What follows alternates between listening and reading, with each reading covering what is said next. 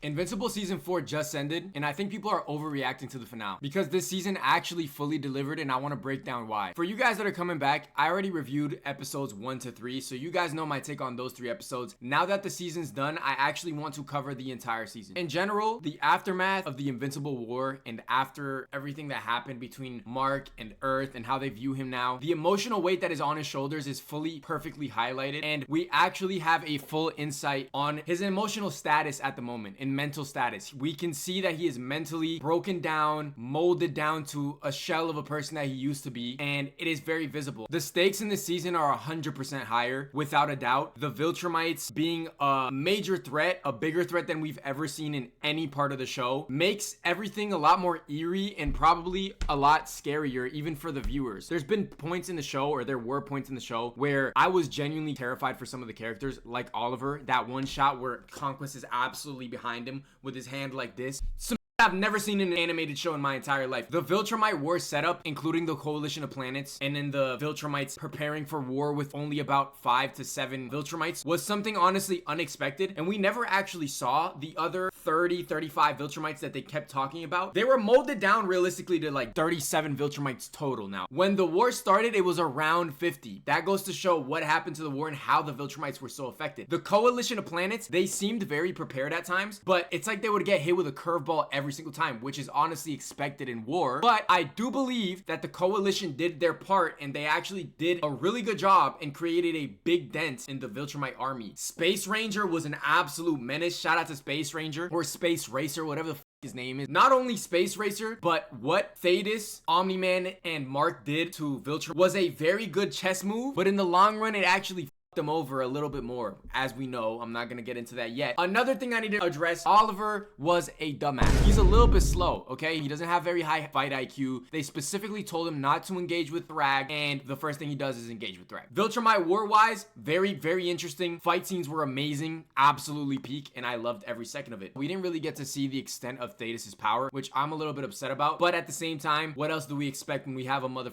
like Thrag flying around space? He was bred to be the strongest Viltrumite. We can't really expect more. He got his head absolutely ripped off, and I'm pretty sure that's what happened in the comics, so I'm happy with it. I just wanted to see the extent of his power a little bit more. The season genuinely felt like everything is escalating. Like every time they run into a problem, it's not just a normal problem. It is a bigger problem every single time, and the stakes just keep getting higher and higher, and it's not just random fights here and there. You know that one season where people were complaining, the one where he goes to hell? Sorry, episode. I liked that episode personally. A lot of people complained about it, but I think it was important just to have a little bit of insight on his character and who he is as a person. After that episode, we genuinely got actual plot development, and I love that because the writers and the directors and Robert Kirkman, they absolutely delivered perfectly that way, and they had the fans satisfied completely, besides, you know, the average person that complains about the animation, which I'll get into in a second. Mark was 100% forced to grow up faster in the season. The jump alone from season 3 to season 4 was huge in maturity, and the level of responsibility that he feels in the season is seeping through the screen. We can feel it every time he runs into any situation, a fight. He does not back down, because it's not that he's not scared, because he's shitting himself every time he encounters Thrag or encounters Conquest, but he feels such a high level of responsibility in these fights for Oliver, for Earth, and the people that he loves, that he has no choice but to engage in these fights. And that's what makes him such a courageous person, and that's what makes the development in his character even more special, because we know that his human side also has that level of vulnerability that we all feel when we're gonna get into an altercation or a fight. The human feelings that we feel, he is feeling in these moments, and that's what makes the story so much better. I feel like a lot of people miss that point in the entire show, and they don't really understand why Mark is the way he is. It's because he's a good person at his core. It's like if you grab Spider-Man's personality and then you just threw it into a Viltrumite. He's like Peter Parker on steroids. The struggles Omni-Man had in his redemption arc were very high. At first, he doesn't really fully understand why people don't accept him. Like, he does and he doesn't at the same time. We need to understand that he comes from a planet that vulnerability and emotions don't even exist. They're completely annihilated. They are very much fully suppressed. trust. There is almost no room for emotion on Viltrum whatsoever. And he grows up from that. He's been on that planet for thousands and thousands and thousands of years to only be faced with this 20 years into living on a different planet. So to him, 20 years is like 2 years to us. So you gotta put it into perspective, and having this ideology your whole life and not understanding and actually having room for your emotions for the first time ever in your thousands of years of living. And then these people do not accept you. They're scared of you. And it's hard for him to understand. Obviously, he understands he caused a lot of damage. Slowly but surely, he does kind of come to terms with the fact that people are just not going to accept him. And he finally is able to pull back. Like that one scene where he's on the ship with Debbie later on in the season when Debbie wants to go to space to see Oliver, and he's gonna grab Debbie's shoulder, and then he retracts his arm and he stops himself because he understands that he's in no position to do that whatsoever. At first, he wasn't really understanding when he first had an encounter with Debbie. That first encounter where she punches him and absolutely snaps her arm. I don't know what she was thinking when she did that. To just side note, what were you thinking, Debbie? Anyway, sidetrack, my bad. My entire point is that they showed his personality and character development perfectly. I have no complaints for Omni-Man's redemption arc. His bonding moments that he had with Oliver on that random planet where Mark was recovering, all of that was absolutely beautiful, and it was so important for the show, and it was so important for not only the show but just for his story alone. I hated on Thrag's voice at first, but that motherfucker voice was absolutely peak and elegant. I don't know how else to explain it. Elegant and an intimidating voice at the same time. And I think that's exactly what the developers of the show were going for when they chose this voice actor specifically. Originally, I was thinking more of a deep, intimidating, just very, very scary voice. But I think the angle they took with this specific voice actor was perfect, considering it allowed for not only a level of intimidation, but also respect, not only just from his strength, but also just his presence in general. He has this way about him that is very classy in a sense, even though he's committed mass genocide on his own planet. But besides that, he's a very elegant person, if that makes sense. Not only that, just his presence alone, voice aside, they genuinely view this guy like a god. Even the Viltrumites themselves. They know that defeating him is next to impossible. When Mark punched him for the first time and he had that impact frame, after we had just seen him do that amount of damage to Conquest, it shows a giant power gap between any Viltrumite and Thrag. It's not even close. It's like they're here and then he's up here. Especially the way he did Omni-Man. I originally thought Omni-Man was up there with Thrag. I obviously knew Thrag was stronger than every Viltrumite, but I did not know the gap was so big between them. But when I saw him do basically what he wants to Omni-Man, I genuinely could not believe my eyes. I in my mind, I was like, how is this level of power even possible, even to a Viltrumite? I don't know how they're gonna defeat him, to be honest. I'm excited to see it, but he is the perfect leader for Viltrum in general, and we could see the genuine pain he had when his planet got exploded. And I understand why they felt that they needed to make that move and in turn go to Earth and reproduce on Earth. Every single character felt like they're changing. Not only Mark, Omni-Man, Eve, her whole thing with the pregnancy and then losing the baby, or not losing it, but having an abortion. And then Oliver, he's having a lot of changes. He's literally in that phase that Mark was when the show started originally. He's a teenager becoming damn near an adult. So every single character is having moments of change due to the extreme and very tragic circumstances that they're all in. And it's sad, but also good to see, because a lot of good comes out of it and a lot of real life trauma and also sadness comes out of it as well. But it's very good to see this in a show that started off so strong, because a lot of times by the 4th, 5th season, shows lose sight of why they even started in the first place. Obviously having comics as blueprints does help, but a lot of shows lose sight of that. They start deteriorating in quality by the 4th, 5th season. Invincible has not done that whatsoever, and I can even maybe say that season 4 could be potentially the best season of Invincible so far. Of course, there's the animation, which I have to address. Yes, some scenes feel cheaper than others, some have higher quality, some don't, and it is an understandable thing when you consider the circumstances. There's one thing that we need to understand about Invincible. Yes, their budget is high in comparison to a lot of other animated shows, a lot of animes. When people bring up anime to contend in the argument against Invincible animation, it is honestly very invalid, and I'll explain why. In Japan, there are not many pay laws when it comes to paying animators. These animators are overworked and underpaid. That is a simple fact. You can do your research yourself. They have smaller budgets, but yet they can get better animation style because of the amount of animators they have. In turn, they get better animation. Another thing, there is a problem with Amazon and the creators of Invincible. Amazon does not want to raise Invincible's budget. And you might ask yourself, 2.5, 2.7 million per episode. That sounds like a good enough budget. not when you're paying the amount of A-list celebrities that they are paying. You may tell yourself, but we don't want the A-list celebrities. Yeah, we don't want them now. The show was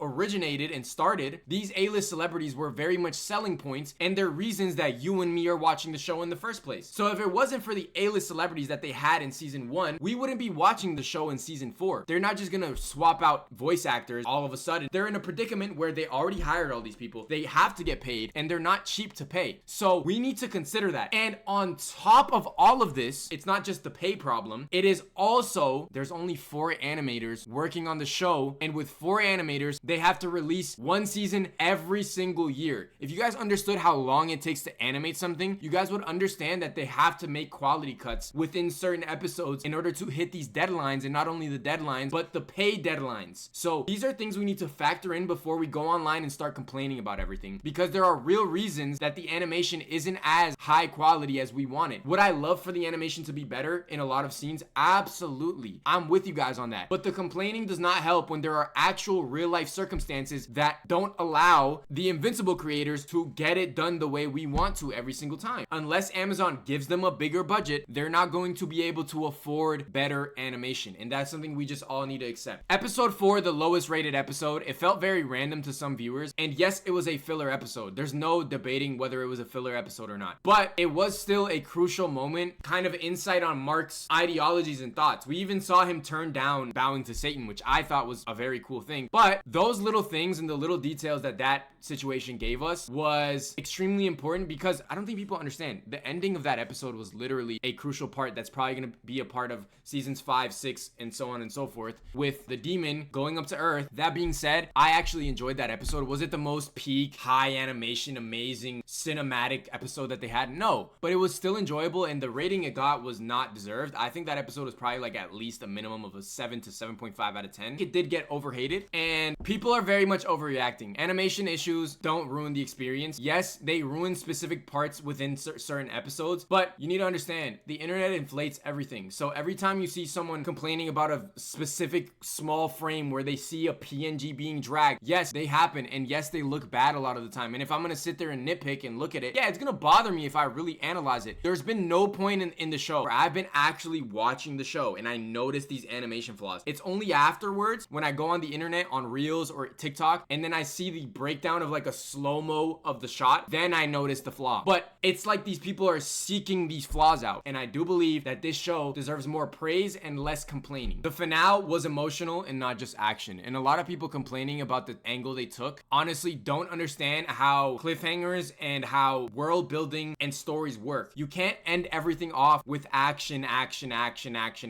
someone getting their head chopped off. That's not always going to be the case, and people need to understand that. This is the perfect cliffhanger that is going to lead us into the next season, and when the next season comes, that cliffhanger is going to be much more appreciated than people are appreciating it currently. It was very important for us to see Mark's PTSD moments and the foreshadowing that it left for the actual final shot with Thrag in it. And not only that, but it allows us to see that his trauma and his PTSD isn't something that is just a joke. It is genuine real life trauma and PTSD. We need to understand that this is someone that grew up as a human for 18 years of his life and then got literally thrown into the utmost amount of violence that we could ever think of. The Angstorm Levy situation, Conquest, getting absolutely mauled by his father. Those levels of trauma and violence, they change a person. And that final episode was us finally seeing that it is actually catching up to him and his mental and his emotional state. That whole arc and showing us the insight as to what happened when he got back on Earth, what state everyone was in, how Eve was feeling after he got back, all of that was important. Only thing I did not like about the finale is him not addressing the Conquest situation with Cecil was a little bit of a plot hole in my opinion. I believe that that was a very crucial and important thing to address with Cecil, considering I thought he was going to be absolutely pissed at Cecil. Now, you can argue and say that he was so emotionally distressed that he didn't even think to address it because he got back and he was so in his mind and feeling so shitty emotionally that he just decided to not address it whatsoever. And actually, in turn, instead of that, he asked for help and he wanted therapy, which is, you know, that's beautiful as a character thing. But I do believe that addressing it, even just talking about it, was at least important. The final moment with Thrag, where he is floating in the air and he meets up with Thrag, and Thrag gives him an ultimatum. He says, we either destroy Earth and billions of people on this planet, or you let us live amongst you guys and rebuild as a race. You choose. And him being caught in between saying no, because they've put him through so much much that his ego and his emotions were not gonna allow him to say yes. Then when he stops and thinks logically for a second, he understands that the only way out of this for the time being is by just allowing them to do their thing on Earth and calling a truce. That ending, to me, I'm satisfied. I'm happy with the fact that we at least know kind of what's gonna be happening within the next few seasons, and I'm extremely excited for season 5 of Invincible. For me, this is easily an 8.5 to 9 out of 10 season, and I genuinely think this was the best season that Invincible has given us, period, since the show started. That's my final take on this. If you liked my review, if you liked my breakdown, make sure to like, subscribe. I do reviews on movies, media, comics, everything that a nerd would love. It's been your boy Saurus. I love you guys. God bless. Bye bye.